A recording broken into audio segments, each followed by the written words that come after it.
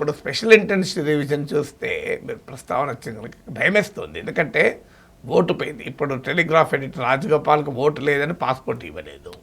బెంగాల్లో, బీహార్లో పథకాలే తీసేస్తున్నారు.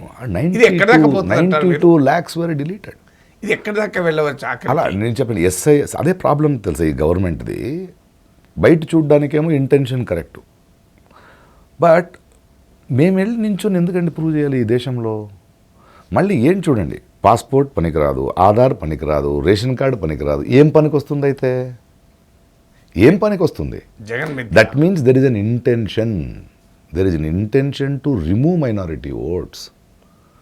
రిమూవ్ ఓట్స్, మీకు ఓట్ చేయని వాళ్ళని ఓట్ని తీసేయాలి అంటే అంటే ట్యాక్స్ తీసుకునేటప్పుడు ఏంటి, మీ డబ్బు బ్యాంకులో భర్తీ చేయడం తీసుకోవడానికి ఆధార్ కావాలి, ఒక పాస్పోర్ట్ తీసుకోవడానికి సిటిజన్షిప్కి మీ ఆధార్ ఇవన్నీ కావాలి. ఇప్పుడు అదేంటి మళ్ళీ? పాస్పోర్ట్ ఎంతమందికి ఉందండి ఈ దేశంలో? ఇండియన్ పాస్పోర్ట్ మీరు ఫారినర్స్, అమెరికన్స్ కన్నా ఇస్తున్నారు ఇండియన్ పాస్పోర్టు. మీరు ఒక పాస్పోర్టు ఎందుకు, మీరు ఒక తప్పు చేస్తే బయట ప్రపంచానికి వెళ్ళడానికి వీలు లేదని పాస్పోర్ట్ పట్టుకుంటారు? లేదా వేరే కంట్రీ వాళ్ళు కూడా మేము ఇండియన్ అని ప్రూవ్ చేయాలి ఆ కంట్రీకి వెళ్ళాలంటే. నేను ఈ దేశం నుంచి వస్తున్నాను, నేను ఈ దేశం నివాసిని, I'm a citizen of this country అని వరల్డ్ వైడ్ ఉన్న ఒక పాస్పోర్ట్ కూడా పనికిరాదు మీ ఓటింగ్ అంటే ఏంటి కాలం ఇది? What are you trying to do? And అది కూడా ఎలక్షన్కు ముందు 2 months 3 months ముందు ఎందుకు చేస్తున్నారు? Especially those states.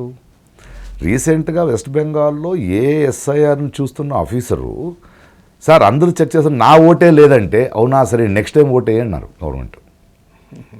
లేట్ అయిపోయింది అంటే ఓటు వేయాల్సిన వాడు ఓటు వేయకుండా ఒక ప్రతినిధిని ఎన్నుకున్నారా ఈ దేశంలో?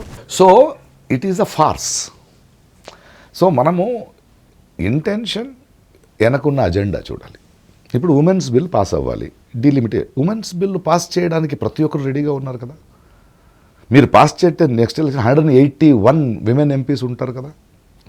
మీరు ఎందుకు చేయట్లేదు? ఎందుకంటే మీ మనుస్మృతి, మీ ఆర్ఎస్ఎస్ ఐడియాలజీకి విమెన్కి ఎంపవర్మెంట్ ఇవ్వడానికి మీకు ఇష్టం లేదు. ఎందుకంటే మీ ఆర్ఎస్ఎస్లో you don't have membership of womens only, office బేరర్సే ఉండరు.